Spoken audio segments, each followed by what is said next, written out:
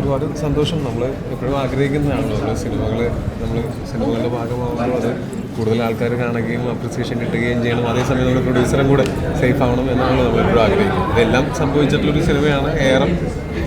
മാത്രമല്ല ഞാനും ജിതിനും ഒക്കെ കൂടി ഇതിൻ്റെ ഒരു സ്ക്രീനിങ്ങിന് വേണ്ടിയിട്ട് നമ്മുടെ തായ്വാനിലെ ഗോൾഡൻ റോസ് ഇന്റർനാഷണൽ ഫിലിം ഫെസ്റ്റിവലിലൊക്കെ പോയിരുന്നു. നമ്മളുടെ ഭാഷ പോലും അറിയാത്ത, നമ്മുടെ കൾച്ചറൊന്നും അറിയാത്ത ആൾക്കാരുടെ കൂടെ നിന്ന് കാണുന്ന സമയത്ത് അവരും അത് എൻജോയ് ചെയ്യുന്നതെന്ന് പറയുന്ന സമയത്ത് അത് കൂടുതൽ സന്തോഷമാണ്. അതുപോലെ തന്നെയാണ് ഇവിടെയും പല സ്ഥലങ്ങളിൽ നിന്നുള്ള ആൾക്കാർ വന്നിട്ട് ഈ സിനിമ കണ്ടിട്ടില്ലാത്ത ആൾക്കാരും ഉണ്ടാവും. ഞങ്ങൾക്കാണെങ്കിലും അതൊരു ബിഗ് സ്ക്രീനിൽ വീണ്ടും കാണാനുള്ളൊരു അവസരമാണ്. ഞാൻ ആദ്യമായിട്ടാണ് ഇതിന് വരണമെന്ന് വിചാരിച്ചിട്ട് ഞാൻ IFFK സ്ഥിരമായിട്ട് പോയിക്കൊണ്ടിരുന്നതാണ്. അത് കഴിഞ്ഞാൽ ഇവിടേക്ക് വരാനായിട്ട് അന്ന് ചെറിയ സാമ്പത്തികമായിട്ടുള്ള പ്രശ്നങ്ങളുണ്ടായിരുന്നു.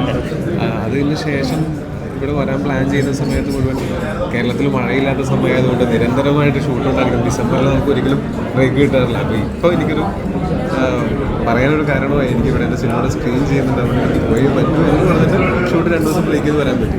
ഇത്രയും നാളിന് ശേഷം വീണ്ടും ARM വന്നതിൽ ഒത്തിരി സന്തോഷം. കാരണം നമ്മുടെ ഈ ഒന്ന് കമേഴ്ഷ്യലിയും അല്ലെങ്കിൽ ക്രിട്ടിക്കലിയും ഒക്കെ ഇത്രയും റെസ്പെക്റ്റ് ചെയ്യപ്പെട്ട ഒരു സിനിമയുടെ ഭാഗമാകാൻ കഴിയുന്നതെന്ന് പറഞ്ഞാൽ വലിയ ഭാഗ്യമാണ്. കാരണം അതെപ്പോഴും സംഭവിക്കുന്നതല്ല. ആൻഡ് ഫോർ എ ഡെബ്യൂ ഡയറക്ടറിന് നോമിനേഷൻ കിട്ടുക. ആൻഡ് ഈ സിനിമയ്ക്ക് തന്നെ ഒരുപാട്, എനിക്കൊന്ന് ഇത് കഴിഞ്ഞ വർഷത്തെ ഏറ്റവും കൂടുതൽ കളക്ട് ചെയ്ത മലയാള സിനിമകളിലൊരു സിനിമയാണ്.